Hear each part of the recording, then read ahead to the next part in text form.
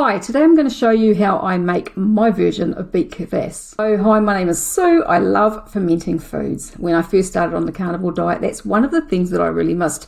So once I decided to add fermented foods back into my diet, I was a happy little camper, and I'm back experimenting and making different ferments in my kitchen. First, what is Beet Kvass? Beet Kvass is a traditional fermented drink that has originated from Eastern Europe.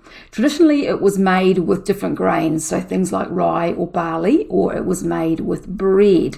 But there are many other varieties, and they can be made from such things as berries or fruit, saps from trees such as birch or maple syrup, and even herbs and vegetables, which is exactly what we're going to be doing today. So far, my kvass that I make is made mainly from beetroot, but I do add some other little bits and pieces to it, such as carrot, and today I'm going to be making a kvass that's a mixture of beets and carrot. The thing that I love about this kvass is that it's really refreshing.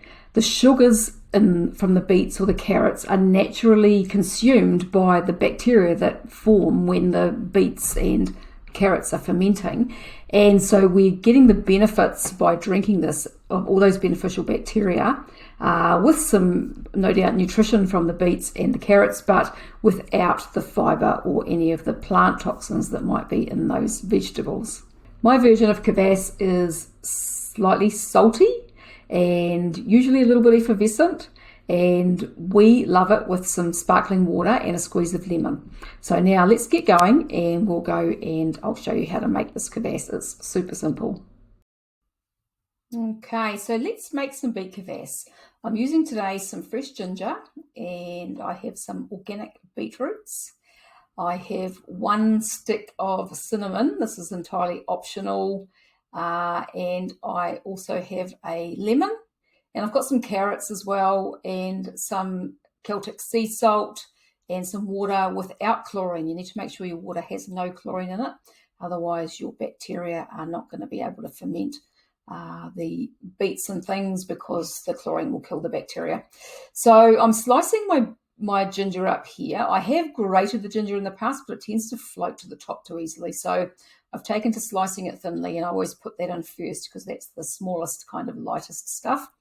And I've got probably about 2 inches or so of ginger there that I have sliced up. So I'm going to pop that in the jar with the cinnamon. Now I have 3 beetroot here. This one here, I peeled the skin off because it had been in the fridge a bit long and had gone a little bit funky on the skin. But generally I leave the skins on, and you want the skin on because the skins contain the bacteria and the yeasts that we need to actually make this ferment happen. So just give your beets a bit of a rinse under the tap, but you don't want to take that skin off. You want to leave it on. So I'm going to chop these beetroot up into chunks, and they are the chunks. I make them, I don't know, probably about 1 inch long and 1/2 inch wide, sort of. It doesn't really matter. It's just this. If they're a bit smaller, you'll get more of the sugars out of the beet, I guess, compared to when they're a bit bigger. I find that it probably ferments a little bit faster if they're smaller, but you don't want them to be too small either. So I pop those in there. Now I reuse all of this for a second batch, occasionally a third batch, just depending on what the second batch turns out like. And so it really depends on how much sugar is in the beets as to how many batches you can do. Now the bacteria that creates the ferment actually consumes the sugar. So the kvass basically has no sugar in it, but it does have all those beneficial bacteria that are so good for us. So I'm just finishing chopping those up and popping those into the jar.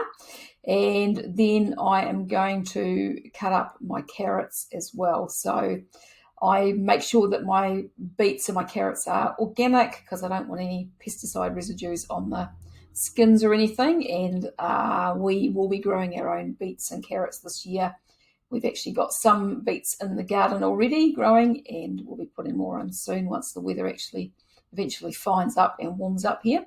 So these carrots, I'm just giving them a rinse under the tap as well, but again, we want to leave the skin on so that we're getting those yeasts and bacterias, those wild things into our ferment to get that going and create this amazing fermented drink that we are making. So I'm just going to cut the tops off the carrots and kind of any funky bits, and then I just slice them up. So I slice them up and add them to the jar. Once this is actually made, it takes about 3 to 4 days to a week for this to ferment, just depending on the temperature. So we are at the end of winter, spring here at the moment.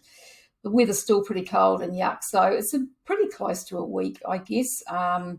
And so I just leave it on the bench and keep an eye on it while it's fermenting. It will often get a white mold. It's not a mold, it's a yeast. It's called calm yeast on the top of the liquid, and that's quite normal. It's just like a white film. Sometimes you'll have air bubbles, but keep an eye out for molds so you can tell the difference between the mold and the calm yeast. You'll get used to seeing the calm yeast on the top of ferments. It often happens, and that's fine. It's not a problem. But watch out for molds. The molds tend to be furry, whereas the calm yeast is just kind of a smooth, like it looks like a membrane almost on the top.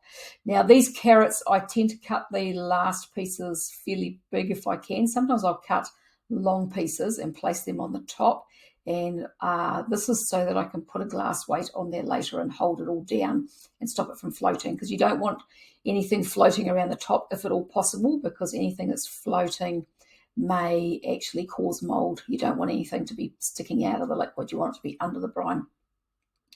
Now I'm adding lemon juice here. This is optional as well. I usually do between a half a lemon and a whole lemon, depending on how easy it is to come by lemons.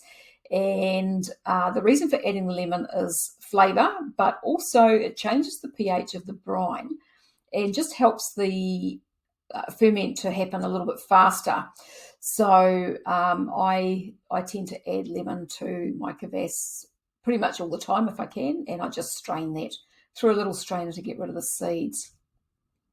So we're popping the lemon juice in there at the moment, and then we'll be onto the brine, which will be next. All right, so lemon juice is just taking a couple of minutes to get out of there and get through the mesh, and that is done. All right, so the brine. How do we make our brine?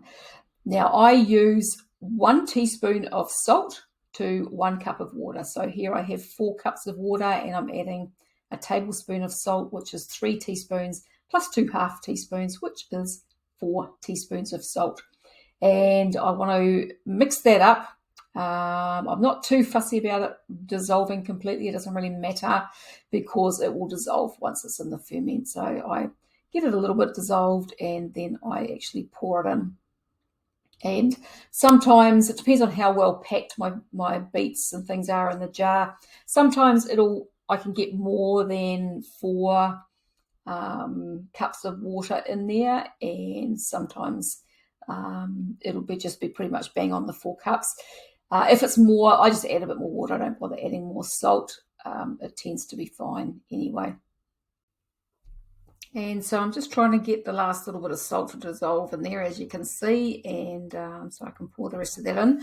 Now, once this is fermented, so as I said, it takes between 4 days and a week usually to ferment, and once that's fermented, all I do is I strain it through a sieve, and then I put the kvass into a bottle in the fridge, and I make up another lot of this brine and add it to it again. As I said, I normally do at least 2 batches from 1 lot of beetroot. Sometimes I do only beetroot. I prefer only beetroot if I can get enough, but I've been just having a bit of trouble getting big enough beetroot of late. I'm putting my glass weight on here, as you can see, to hold those down.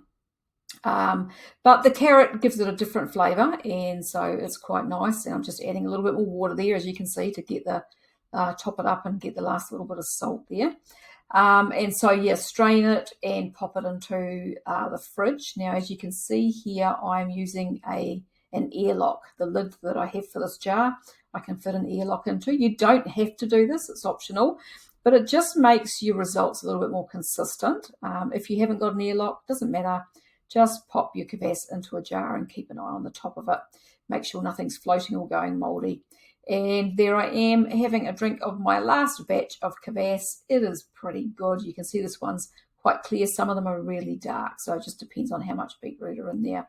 And that's it. As easy as that.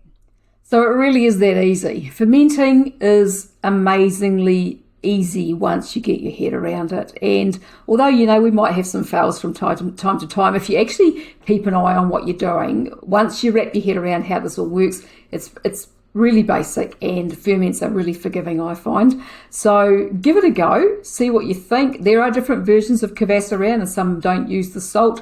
I like to use the salt because it just helps to keep the bacteria under control, and I like salt. We like that salty flavour. We tried it both ways, and we prefer it with the salt. So give it a go, let me know what you think, and if you make kvass, pop a comment under the video and let me know how you do yours. If you have any comments or any questions on this, do put them below and I'll get to them as soon as I can. Make sure to subscribe. I thank you very much for watching. And if you want to make your own amazing probiotic dairy products, check out this video next.